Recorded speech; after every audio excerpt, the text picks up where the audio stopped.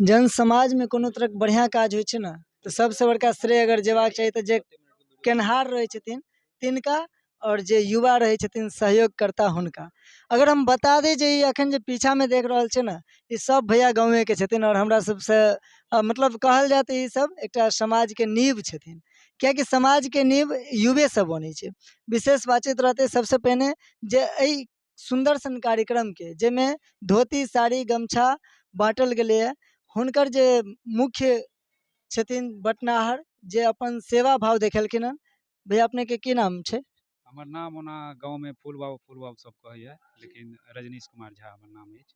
तो भैया रजनीश भैया हम अपने से जानना चाहब सबसे पहले जे ई जे एकटा अहाँके एना नहीं बुझायल जे हमर इन्वेस्ट जा रहल है कतौ बर्बादी भऽ रहल है से किएक नहीं बुझायल?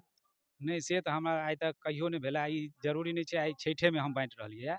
सामाजिक स्तर पर कोनो भी काम हो या ब्रह्म पूजा हो या मतलब हम चाहैत रहै छी सामाजिक स्तर पर कोनो पूजा हो ओहिमे जे छै से हमरासँ मतलब जते सहयोग हेतै जएह सहयोग हम तो ओते छी नहीं जे खरीद कऽ देबनि, लेकिन जे हमरा लग रहैया ओहिमे जे छै से हम हर मतलब सामाजिक पूजामे जे छै से हम सहयोग करै छी। और हमरा कोनो ओहिसँ लोभ नहीं है जे हमरा पैसा हुआ या ये हुआ, से हम एकदम निस्वार्थ एकदम। एकटा चीज और बता दीजिए सबसे पहले हम कहबन ई वाला मकान देख रहल छी ना, ई मकान देखला से नहीं लागत हुए जे की कहै छी मकान नहीं बैठ सकै छै।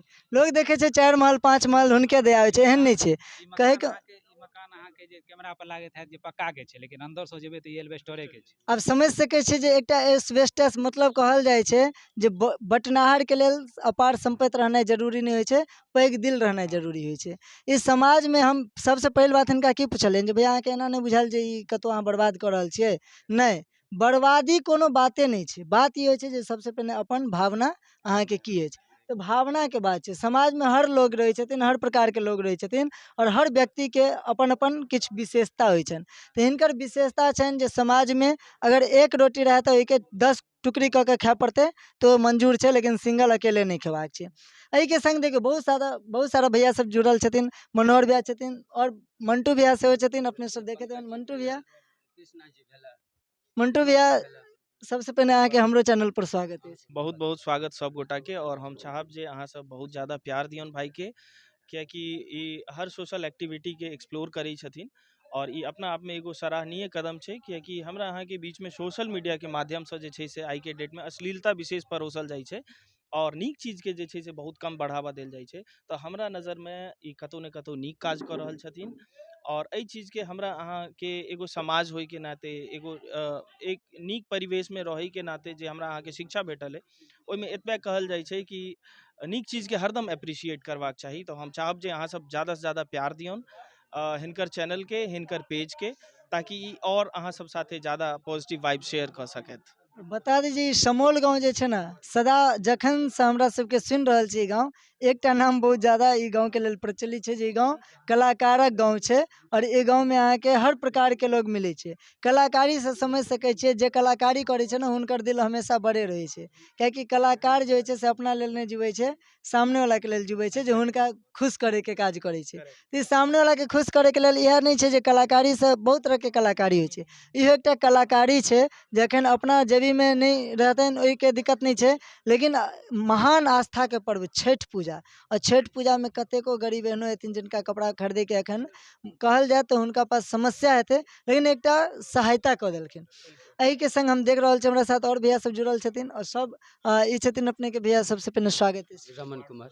रमन कुमार भैया वार्ड सदस्य छथिन समोल गाँव के वार्ड के ई वार्ड सदस्य छथिन। और भैया अपने के एकटा वार्ड सदस्य होय के नाते हम कहऽ चाहब जे अपने वार्ड सदस्य छियै और समाज में हर तरह के काम हर तरह के लोग अहाँ के सहयोगो कऽ रहल छथि, लेकिन अहाँ जे सरकारी जे आबै छै ताहि के मतलब यूज कऽ के अहाँ समाज के केहन बनबऽ चाहै छियै? अहाँ के की व्यक्ति विशेषता अछि?